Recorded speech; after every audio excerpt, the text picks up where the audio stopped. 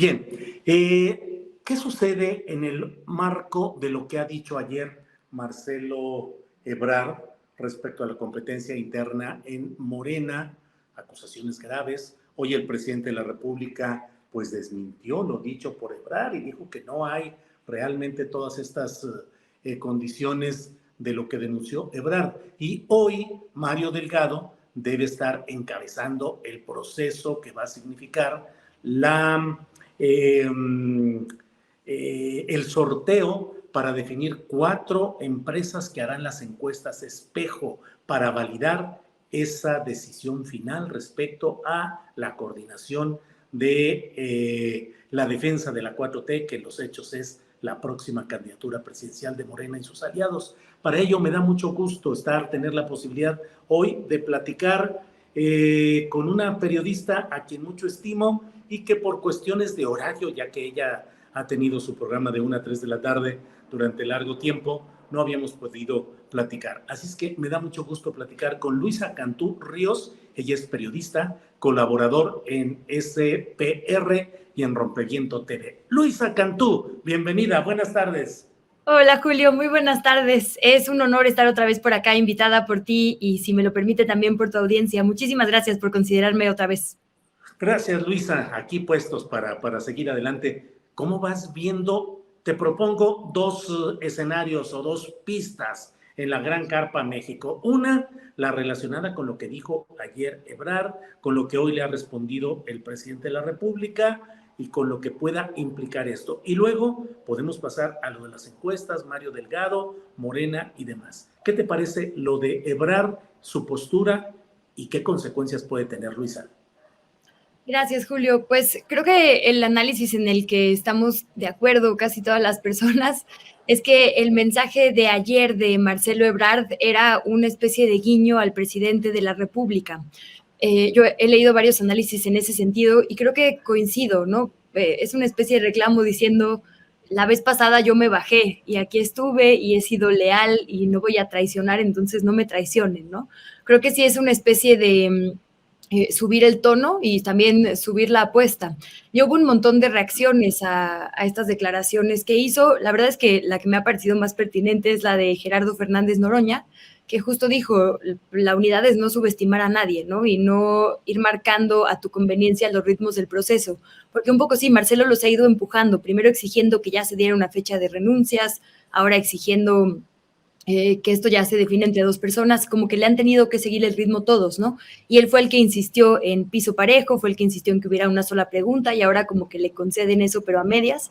Entonces creo que Marcelo Ebrard está más bien cobrando las décadas anteriores pues, de cercanía con el presidente López Obrador y creo que también está haciendo una especie de jugada con el resto de los compañeros y con la gente, diciéndoles, si esto va a ser entre 2, no voten por quienes están abajo de los punteros, puesto que esto podría significar, no quiero usar la palabra desperdicio, pero quizá un voto no tan útil o un voto que no, pues sí, que no va a ser definitorio como si votaran por Claudia Sheinbaum o por él, ¿no? Entonces, bueno, creo que es otra vez meterle un turbo a este proceso y la verdad no sé con qué propósito, ¿no? Porque además sale a quejarse de las encuestas un día antes de un proceso que necesita mucha credibilidad y mucha confianza como es un sorteo, presentando una encuesta bastante reciente, por ahí revelaba Álvaro Delgado que además perteneciente a un diputado local panista, que según vi hoy ni siquiera está en la lista de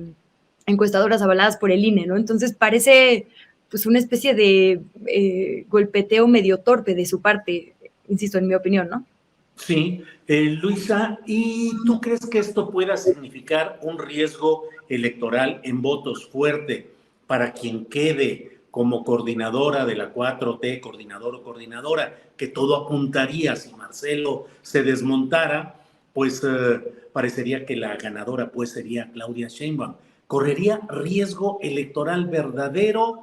¿Crees que Marcelo sería el candidato de una clase media decepcionada, desencantada, por un lado, y por otra, de los grupos que lo ven como un hombre eficaz en el ejercicio de gobierno, Luisa?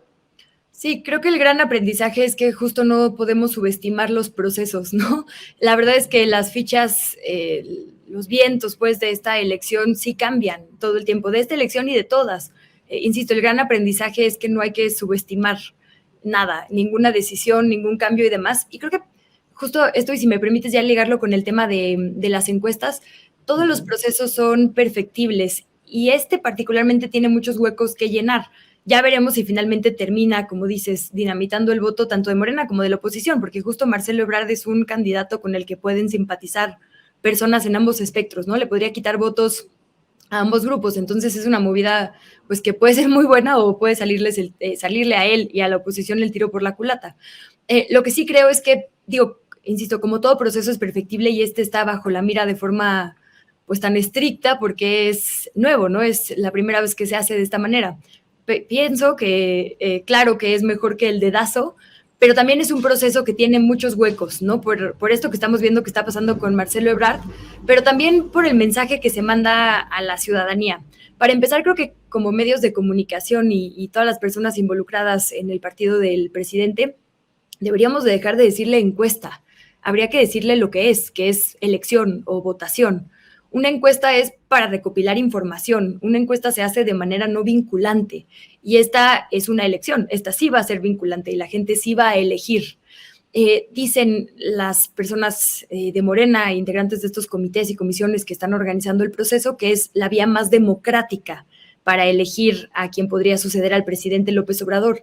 Pero es verdaderamente democrático cuando el voto protegido en nuestra Constitución dice que debe ser libre y secreto, si a la hora de decirlo, digamos, de contestar esta encuesta, va a haber, pues primero 4 encuestadoras y después 6 personas, representantes de cada una y cada uno de los aspirantes, ¿no?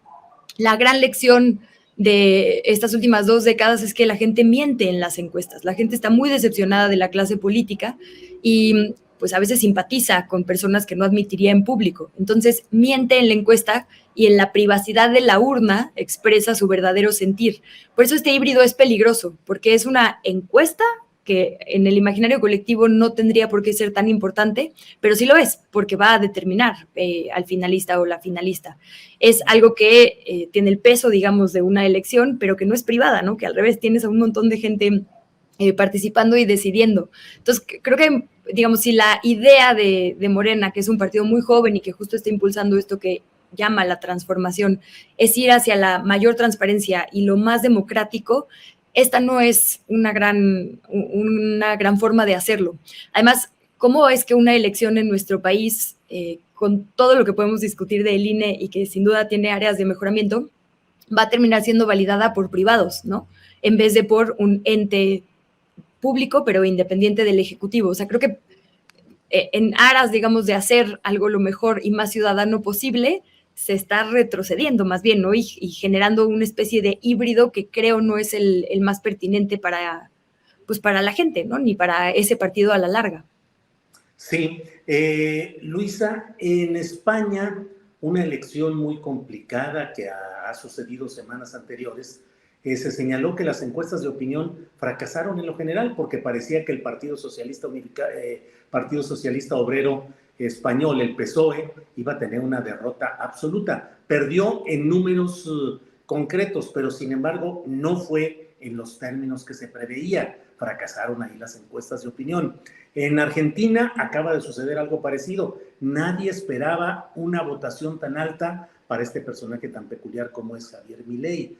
¿Qué tanto, Luisa, nos estamos guiando por esas encuestas de opinión? En lo general, ya no hablo solo de las internas de Morena o esta elección que dices, creo que con mucho tino, el hecho de que no es en sí una encuesta, sino una forma de elegir. Pero en general, las encuestas de opinión en general hoy están rigiendo nuestro comportamiento y nuestras expectativas electorales con éxito o sin éxito, manipulables o aceptables. ¿Cómo lo ves, Luisa?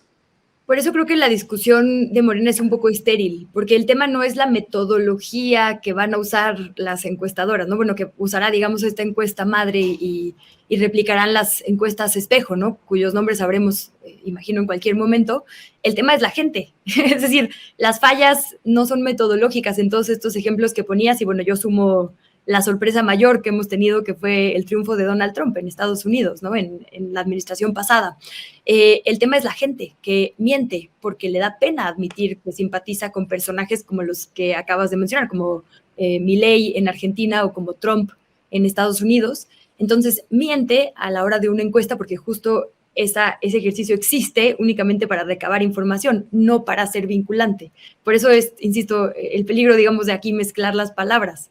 Entonces, creo que la gran lección de estos tiempos es que las encuestas no están sirviendo porque la gente no quiere admitir que está muy cansada. Bueno, el Latinobarómetro, la última medición, digamos, publicada justo arrojaba ese dato, con todas las reservas que podemos tener de esa fuente, que la gente cada vez está menos interesada verdaderamente en democracia y los valores democráticos. Lo que quieren son soluciones, ¿no? Y eficacia, que creo que también es una palabra que Marcelo Ebrard deslizó por ahí en su discurso de ayer. Y pues, discurso que dan constantemente las clases políticas de salvar la democracia ya no les es suficiente. De hecho, la respuesta de autoritarismo en la región, de si estarías dispuesta o dispuesto a tener autoritarismo con tal de que se resuelvan los problemas, creció. Pero la gente no va a decir eso, ¿no? Y menos se lo va a decir a 6 personas, 7, 8, que acuden a su domicilio. La gente miente en la encuesta y ya en lo privado es cuando apuesta por su verdadero sentir. Por eso también, por ahí decía ayer la doctora Claudia Sheinbaum, es que con tantos candados como son estas encuestas espejo, va a ser muy difícil que se haga trampa. Claro, pero la parte, digamos, de recabar la opinión, como es salir a las urnas a veces en las elecciones, es solamente una parte, ¿no? La trampa se hace mucho tiempo antes. Por eso ponerle todos los kilos, digamos, a ese único momento de levantamiento de encuesta a mí no me encanta. Y ahora otro tema que no hemos discutido, y si me permites poner sobre la mesa, Julio, es el de la pregunta, que también creo que es un poco desatinada. Primero dices, bueno, van a haber muchas preguntas, pero solo una va a valer el 75%. Entonces, ¿para qué haces las demás, no? Esa una es a quien prefiere como coordinador o coordinadora de los comités de defensa de la Cuarta Transformación, y las otras tienen que ver con cercanía con la gente, honestidad. Ahí yo ya huelo conflicto, ¿no? ¿Qué tal que gana alguien el a quien prefiere, pero la gente no lo considera el más honesto o la más honesta, ¿no? Como que ahí puede haber, digamos, una discordancia. Y luego el tema de la pregunta. A lo mejor yo prefiero, bueno, para no poner ningún ejemplo concreto, ¿no? Pero yo prefiero a uno, pero no es el que puede ganar, ¿no? Quizá yo simpatizo con el que de hecho va hasta abajo y es a quien yo preferiría. Pero si yo votara, no votaría por él. Entonces la pregunta también creo que no es tan atinada. Quizás se debió haber planteado algo como, ¿quién crees que puede ganarle a la oposición en 2024, ¿no? Con todo y estas justo posibles reconfiguraciones que podrían venir. Entonces, bueno, creo que para lo que nos está sirviendo esto justo es para replantearnos no solo personajes, sino modelos completos de lo que queremos que sean nuestros partidos políticos y sistemas electorales. Pues sí, efectivamente, Luisa.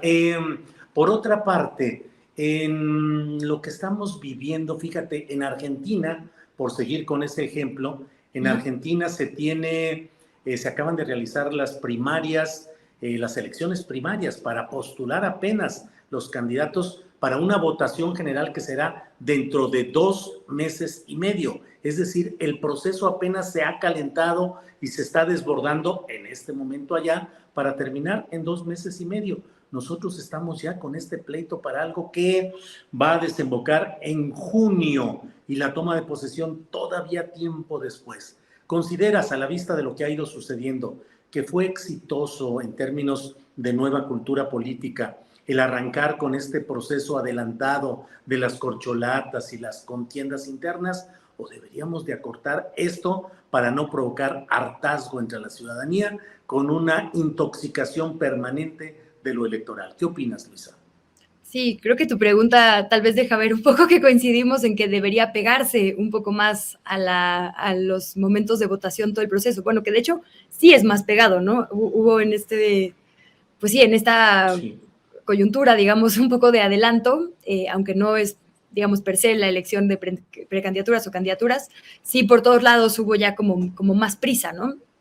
Por definiciones. Creo que se debería pegar mucho más el proceso a la elección y la toma de protesta a la elección. Y también, ahora que dices lo de el ejemplo de Argentina y ponemos sobre la mesa a Javier Milei, hay que recordar, y conecto esto con lo que hablaban en la mesa anterior de Villavicencio en Ecuador y un poco lo que pasó en Lagos de Moreno ayer y las reacciones de las personas aspirantes, la derecha y la ultraderecha tiene una escuela, digamos, muy importante y comprobada en el mundo, además de redes de comunicación muy importantes, y aprovechan siempre las tragedias, el momento de miedo y de incertidumbre de la sociedad para colar ideas que son aparentemente soluciones fáciles, ¿no? Y generar, digamos, adeptos y adeptas. Los discursos antimigrantes son eso, ¿no? Los discursos supuestamente pro libertad, que en realidad son pues desmantelamiento del Estado y lo público en favor de los privados que nos han vendido desde los grandes medios de comunicación privados que son más efectivos. Entonces creo que también hay que tener cuidado con eso, porque entre más tiempo haya, más espacios de aprovechamiento hay para estos grupos.